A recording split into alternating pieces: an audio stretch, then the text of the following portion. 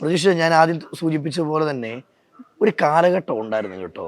ആ, ഒരു 8:30-8 മണി സമയത്ത് ടി വി ഓണാക്കും കോമഡി സ്റ്റാർസ്. അതെ അതിൽ ഓരോ രാത്രികളിലും നമ്മളെ ചിരിപ്പിക്കുകയും ചിന്തിപ്പിക്കുകയും ചെയ്ത പ്രതീക്ഷ.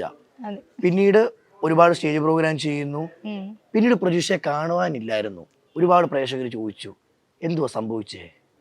എന്നെക്കാൾ കഴിവുള്ള ഒരുപാട് ആർട്ടിസ്റ്റുകൾ വന്നിട്ടായിരിക്കാം ഒരു പക്ഷേ ഞാൻ ഇല്ലാണ്ടായി പോയത്. അപ്പോഴും പ്രതീക്ഷ നമുക്കും ചിന്തിക്കാം. കാരണം ഈ ലൈവ് സ്കിറ്റില് നമ്മൾ കയ്യിലിടുന്ന കുറെ ഉണ്ട്. ഉണ്ടല്ലോ. അതെ. അപ്പൊ ഈ കയ്യിലിടുന്ന സമയത്തൊക്കെ അതൊക്കെ പ്രതീക്ഷയുടെ കഴിവല്ലായിരുന്നോ? ആണ്. പക്ഷെ അതിനേക്കാൾ ഉപരി എനിക്ക് തോന്നുന്നു ഇപ്പൊ കുറച്ചും കൂടെ കൂടുതൽ കയ്യിന്നിടാനും എന്താ മറ്റുള്ള പ്രേക്ഷകർക്ക് ഇഷ്ടപ്പെടുന്ന രീതിയിലൊക്കെ നിൽക്കാനുള്ള ആർട്ടിസ്റ്റുകൾ വന്നത് കൊണ്ടായിരിക്കും, എനിക്ക് അറിയില്ല എന്തുകൊണ്ടെന്ന്. പക്ഷെ ഇന്നും ഇപ്പോഴും ആൾക്കാർ ഒത്തിരി പേര് ഇഷ്ടപ്പെടുന്ന ഒരുപാട് സീരിയൽ ഇപ്പൊ ചെയ്തിട്ടുണ്ട് നിലവിൽ. എന്നാൽ പോലും ഇപ്പോഴും കോമഡി സ്റ്റാർസിലെ കോമഡി ചെയ്യുന്ന പ്രജുഷയല്ലേ എന്ന് ചോദിക്കുമ്പോൾ ഉണ്ടാവുന്ന ഒരു സന്തോഷം ഉണ്ടാകും.